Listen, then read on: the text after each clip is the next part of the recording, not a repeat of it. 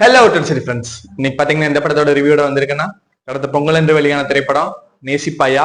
இதுல பாத்தீங்கன்னா யார் ஹீரோவா நடிச்சிருக்காங்கன்னா நம்ம முரளி சாரோட பையன் ஆகாஷ் முரளி, ஹீரோயினா வந்து அதித்தி சங்கர் மேம் நடிச்சிருக்காங்க. அப்புறம் வந்து விஷ்ணுவர்தன் சார் தான் இந்த படத்தோட டைரக்ட் பண்ணியிருக்காங்க. நம்ம படத்தோட கதைக்குள்ளத்துக்குள்ள டைரக்டா போலாங்க.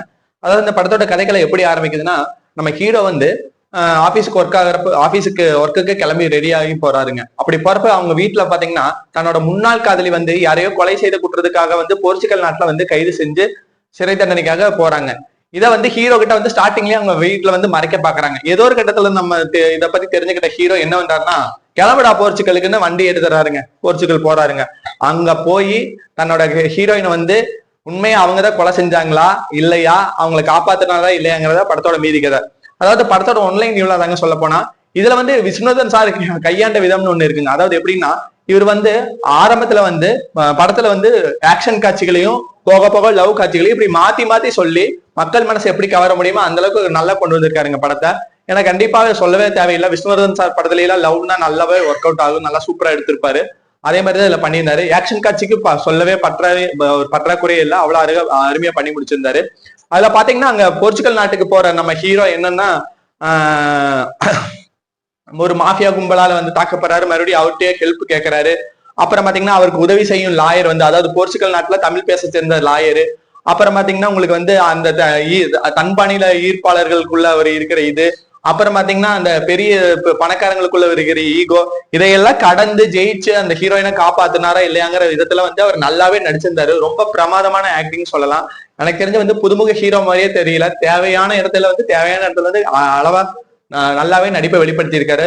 அதித்தி சங்கர் மேம் ஓவரா சொல்லுவாங்க, எல்லாரும் மொக்க பண்றாங்க, ஆக்டிங்கே வரல. அந்த படத்துல அதாவது ஒரு ரொம்ப இந்த காலத்து காதலியா வந்து எப்படி பண்ண முடியுமோ பர்ஃபார்மன்ஸ் அந்த அளவுக்கு நல்லா பண்ணியிருக்காங்க. ஏன்னா அவங்க வந்து ஆரம்பத்திலேயே சொல்லிடுறாங்க, நான் கண்டிஷன் போட்டு தான் காதல் பண்றேன், முடியாட்டி பிரிஞ்சு போயிடும் அப்படின்னு சொல்லி காதல சொல்லிதான் ஏத்துக்கிறாங்க.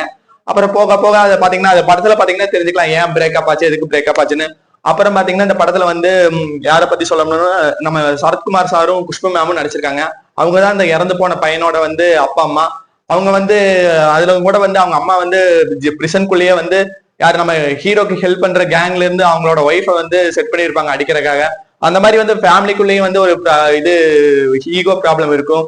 அப்புறம் பாத்தீங்கன்னா பிசினஸ்லயே ஒரு ஈகோ ப்ராப்ளம் இருக்கு. இத்தனையும் கடந்து ஹீரோ ஜெயிச்சாரா, உண்மையாலுமே வந்து அதித்தி சங்கர் மேம் தான் இந்த ப்ராப்ளத்தை இது கொலையை பண்ணாங்களா இல்லையாங்கிறத வந்து கடைசி கிளைமேக்ஸ் பாருங்க, உங்களுக்கே வந்து ஒரு சின்ன ட்விஸ்டோட கொஞ்சம் ஒரு புதுமையான இதாக தெரியும். ஆனா அது பாக்குறக்கே ஒரு என்ன சொல்றதுங்க, அது இந்த காலத்துக்கு தகுந்த மாதிரி நடந்திருக்கிற மாதிரி அது வந்து விஷ்ணுவர்தன் சார் வந்து காமிச்சிட்டாரு.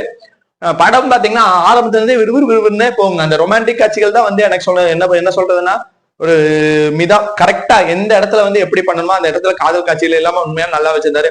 ஆக்ஷன் சீக்வன்ஸ்லயும் சரி, ஹீரோ சார் வந்து ரொம்ப சூப்பரா பண்ணியிருந்தாரு. நல்லாவே ஒரு ஆக்ஷன் காட்சிகள் பண்றதாகட்டும், அடி வாங்குறதாகட்டும், அடி கொடுக்கறதாகட்டும் சூப்பரா பண்ணியிருக்காங்க. உண்மையாலுமே எல்லாத்தையும் இந்த டீம்ல எல்லாத்தையும் பாராட்டி ஆகணும். யுவன் சங்கர் ராஜா சார் வந்து ரொம்ப பின்னணி பக்காவா பண்ணியிருக்காரு.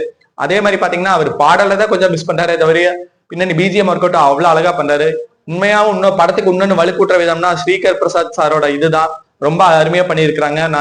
அப்புறம் வந்து நம்ம கேமராமேன் சாரும் அதே மாதிரிதான் ரொம்ப ஆங்கிள் எல்லாம் சூப்பரா வச்சு போர்ச்சுகல் கண்ட்ரி அவ்வளவு அழகா காமிச்சிருக்காங்க.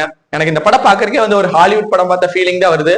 உண்மையால ஒரு ரொமான்டிக் த்ரில்லர் எதிர்பார்க்கறவங்க இந்த படத்தை வந்து கண்டிப்பா பாருங்க, உங்களுக்கு ஒரு பொங்கல் செலிப்ரேஷனா இருக்கும்.